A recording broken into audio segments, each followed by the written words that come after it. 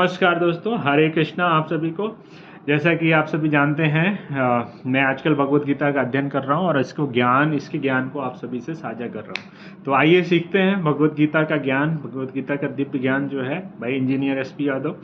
तो इस ज्ञान को मुझे लगता है कि हर व्यक्ति के पास पहुंचना चाहिए, भारत देश के खासकर, क्योंकि ये इतना दिव्य और इतना व्यवस्थित नॉलेज है कि अगर आपके पास रहेगा तो आपको लाइफ में बहुत सारी कठिनाइयों से बाहर निकालेगा। तो हम 2 श्लोक पे चर्चा कर चुके थे। तीसरा श्लोक पे हम चर्चा करेंगे, जो कि 2 श्लोक पे जो चर्चा किए थे उसमें यह था कि धृतराष्ट्र ने एक प्रश्न पूछा था और उसका जवाब जो है संजय देना शुरू कर दिए थे, युद्ध के मैदान में क्या चल रहा है। तो इसमें क्या है कि संजय ने प्रश्न पूछा था कि युद्ध के मैदान में मेरे तथा पांडु के पुत्र क्या कर रहे हैं। तो इसके जवाब में धृतराष्ट्र को जो है संजय ने बताया कि राजा दुर्योधन आचार्य द्रोण के पास गए और उन्होंने कुछ शब्द बोले।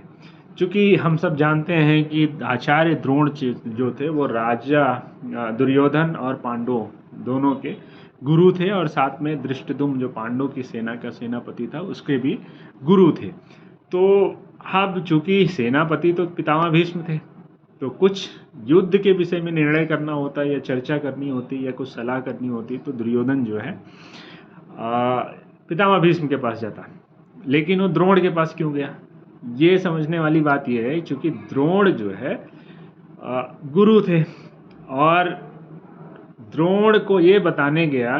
दुर्योधन को इस बात को लेकर बहुत गुस्सा था कि अगर द्रोण जो है पांडवों को शिक्षा नहीं दिए होते या धृष्टद्युम्न को शिक्षा नहीं दिए होते तो वो इतनी कुशलता से सेना को नहीं लगा पाता, और पांडवों की शिक्षा नहीं दिए होते तो वो युद्ध नहीं करते।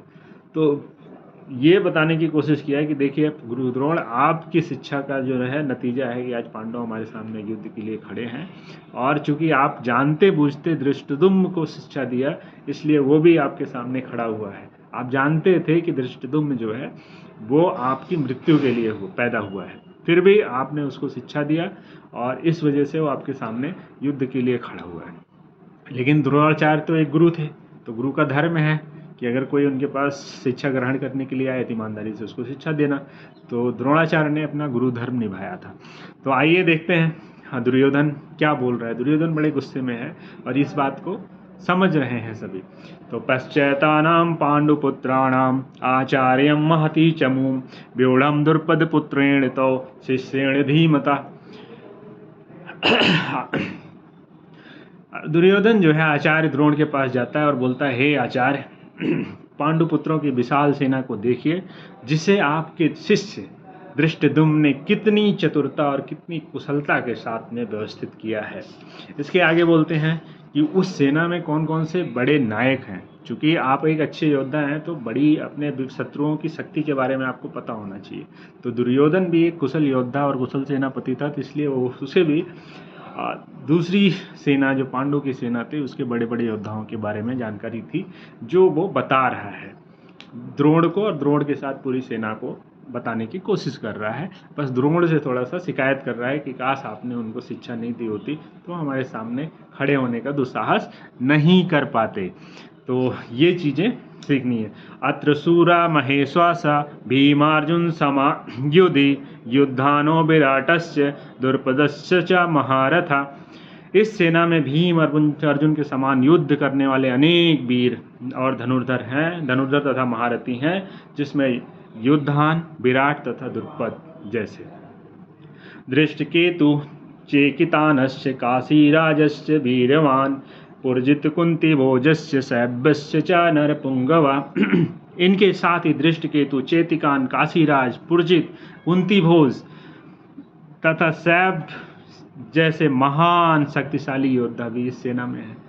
तो उस सेना के जो बड़े बड़े योद्धा थे उनका नाम गिना के उनकी शक्तियों से अपनी सेना का परिचय करा रहा है, ताकि हमारे जो योद्धाओं को उनकी शक्तियों के बारे में पता रहे और इस वजह से एक कुशल रणनीति बना के उनको हराने का, युद्ध में पराजित करने का प्रयास कर सकें या युद्ध में पराजित कर सकें। अब योद्धा मनुष्य विक्रांत उत्तमोजस्य वीरवान सौभद्रो द्रौपदस्य सर्वयो महारथा। महान पराक्रमी योद्धामन्यु, अत्यंत शक्तिशाली उत्तमौजा, सुभद्रा का पुत्र तथा द्रौपदी के पुत्र, ये सारे के सारे जो हैं महारथी हैं, शक्तिशाली हैं और इनसे आपको युद्ध करना है। ये जानकारी जो है अपनी सेना को द्रोण के माध्यम से दुर्योधन बताने की कोशिश कर रहा है। तो ये एक अच्छी बात होती है कि जब आप युद्ध के मैदान में जाते हैं या किसी के खिलाफ स्ट्रेटजी बनाते हैं तो उसकी शक्तियों का आकलन होना चाहिए, तभी आप अच्छी स्ट्रेटजी बना पाएंगे। तो इस पार्ट में इतना है। आने वाले पार्ट में दुर्योधन द्रोण को अपनी सेना की भी स्ट्रेंथ के बारे में बताएगा, तो उस पर भी हम चर्चा करेंगे। तो जैसे मैनेजमेंट की बात करते हैं तो हमको शॉर्ट एनालिसिस बताया जाता है, strength, weakness, opportunity and threat. तो जो शॉर्ट एनालिसिस है बेसिकली स्ट्रेंथ और वीकनेस वाला। तो सामने वाले की भी स्ट्रेंथ हमको पता होनी चाहिए, सामने वाले की वीकनेस भी हमको पता होनी चाहिए, चाहे आप मार्केटिंग फील्ड में हो या मैनेजमेंट के फील्ड में हो।